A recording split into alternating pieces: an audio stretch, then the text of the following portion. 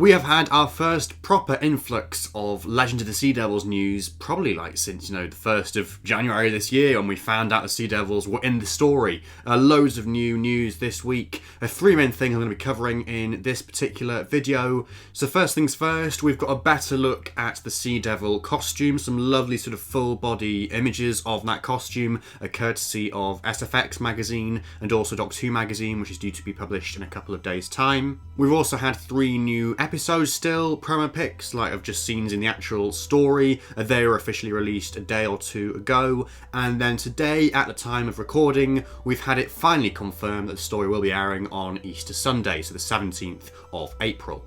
So let's pick all that apart. So first of all, the new look for the Sea Devils. Now obviously we got a sneak peek at this on New Year's Day when we found out they were actually going to be in the special. But like I say, this week, because of SFX being published and because of Doctor Who magazine revealing the cover for their next issue, we've got a much better look at this new design. Some lovely full body images. So SFX ran one photo of the sort of Sea Devil leader. Presumably that's the one who's played by Craig Ells, who played Carvin Easter. He's coming back for the story. But that's the one that we'd seen before in other images in the trailer and stuff. The one that sort of wears a coat and apparently also has a pirate hat as well. This was revealed in an interview in SFX magazine. Apparently it was really difficult to get the pirate hat to actually stay on the Sea Devil leader, so it's not in the actual episode all that much. And then Doctor Who magazine has this just absolutely gorgeous photo of one of the Sea Devil warriors, like I say, on the front of their upcoming issue, which is just out in a couple of days now from the time of recording.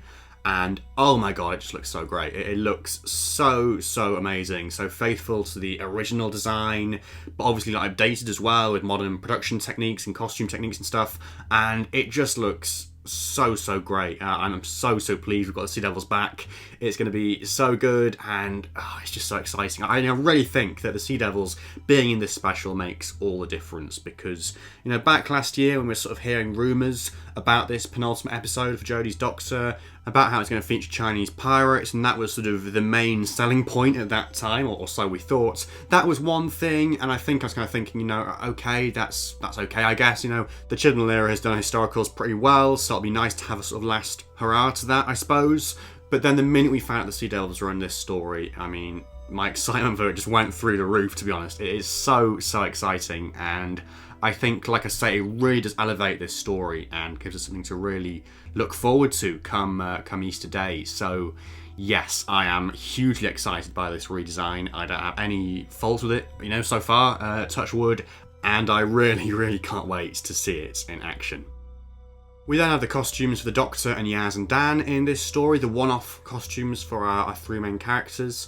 So the most interesting one probably, is the Doctor, because she does not have her usual attire on at all. I think the trousers and maybe the boots are the same, but pretty much everything else has been thrown out the window in favour of this sort of tunic-y thing, sort of dark blue indigo thing with patterning on, and it certainly looks very different, very different to anything the 13th Doctor has worn in the past, or indeed any other Doctor, really. I guess it is sort of a more sort of Asian or Chinese sort of influenced based thing, which makes sense, because of the whole sort of context of the story. And I guess as well, because this story was being filmed in the summer of last year, it makes sense to not put Jodie in the sort of usual long coat and stuff, because it would have probably been quite hot when they were filming this story.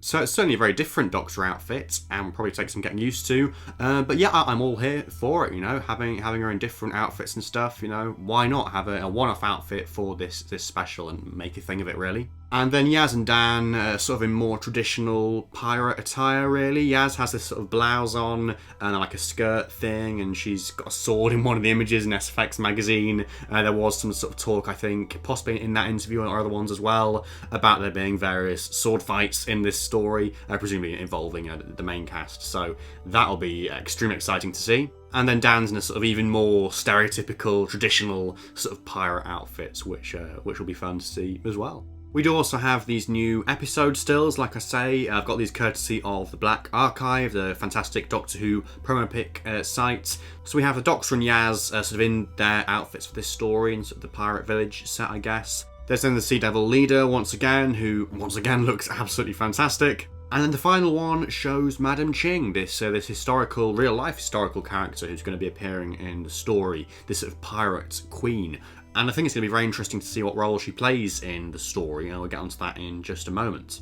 So the final big piece of news we've got for this story is its air date. So as rumoured for quite a long time, it's going to be on Easter weekend, and specifically on Easter Sunday itself, which is something of a departure for Doctor Who. I mean, we've had Doctor Who on Easter Saturday many times in the past before. A lot of the early seasons of the revival actually premiered on Easter Saturday. So you have, Rose or New Earth or the 11th Hour or the Impossible Astronaut or the Pilot or whatever on Easter Saturday, and then you wake up and have your Easter eggs the next morning. This year it's going to be a bit different though, with this special actually airing, on the evening of Easter Sunday itself.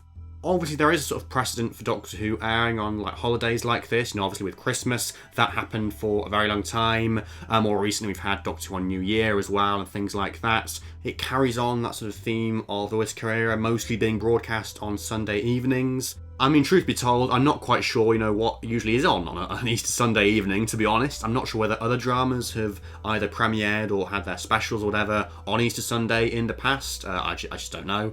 So it may be a sort of new thing for TV in general to actually have this story, on Easter Sunday rather than the Saturday before. I don't know. But whatever the case, it will be a sort of highlight of that Easter weekend, that is for sure. And yeah, it just gives it a different flavour, I guess, having it on Easter Sunday rather than Easter Saturday. And it's always worth Doctor Who trying out new time slots to see what does and doesn't work, so yeah, I'm all for it. And with this Airdate announcement, we also got a very brief synopsis for the story. Possibly we're going to get a longer one, maybe at a later stage, but for now we just have these few sentences to go off. So in a swashbuckling special adventure, the Doctor, Yaz and Dan come face to face, I love that bit, with one of the Doctor's oldest adversaries, the Sea Devils. Why has legendary pirate queen Madam Ching come searching for a lost treasure? What terrifying forces lurk beneath the oceans of the 19th century? And did Yaz really have to dress down up as a pirate? So, that line about lost treasure, I have to admit, it does get me thinking a bit, and maybe I'm getting carried away and stuff, but I do wonder whether that's going to be sort of significant beyond this story, whether it could be either something that connects back to the Flux in the previous series, and Eve the Daleks or whatever, or something which looks ahead to the Centenary Special, Jodie's Last Adventure, obviously. Could it be something which actually carries on into that story? Because, yeah, I don't know, I just get the feeling overall that maybe this story isn't going to be completely standalone. I mean, lots of people have mentioned that, the Master could turn up. That would be great, to see the Master opposite the Sea Devils once again, as happened in the very first Sea Devil story. I mean, obviously he is going to be in the Centenary Special, or well, so we think. So, it would sort of make sense to have him also in this one as well. Maybe it's like a surprise appearance or something to lead into that story. But obviously that is just pure speculation. It's by no way guaranteed, so do not get carried away with that. Whatever the case, I do think if there was something about this lost treasure, that would be quite cool. I mean, could it be something, from the Doctor's past, to do with the Doctor's past and the Division and stuff? That would sort of make sense given how Flux went and previous storylines and things. An episode like Village of the Angels, for example, set itself up as a fairly standalone thing, and then about halfway through there was a gear shift and something happened which connected back to that overall story arc. So could we be getting a similar sort of thing here, maybe? I mean, look, I am just spitballing. It could be nothing. It could be the most inconsequential thing in the whole of Doctor Who. But if there was going to be some sort of link to the Centenary, something which carried over, I think it would make sense for it to be something along those lines. So who knows, but that would be really cool, I think, if that did come to fruition. So in terms of what's next, this story is obviously on in less than 3 weeks now, so it is getting quite close. Very exciting stuff indeed.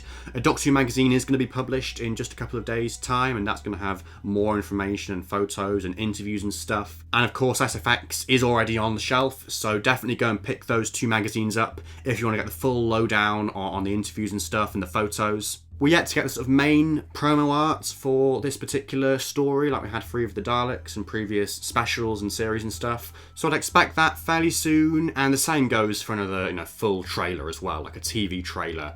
Clearly that's going to happen at some point in the next, fortnight or whatever. So that's going to be very exciting to get a proper glimpse of the Sea Devils in action and these characters and stuff, and to get a proper sort of taste of what this story is going to be like. So that is all still to come, very, very exciting, and of course if there is stuff to sort of break down in a trailer or promo pic or whatever, then I will of course cover it in future videos, so do look out for those in the future.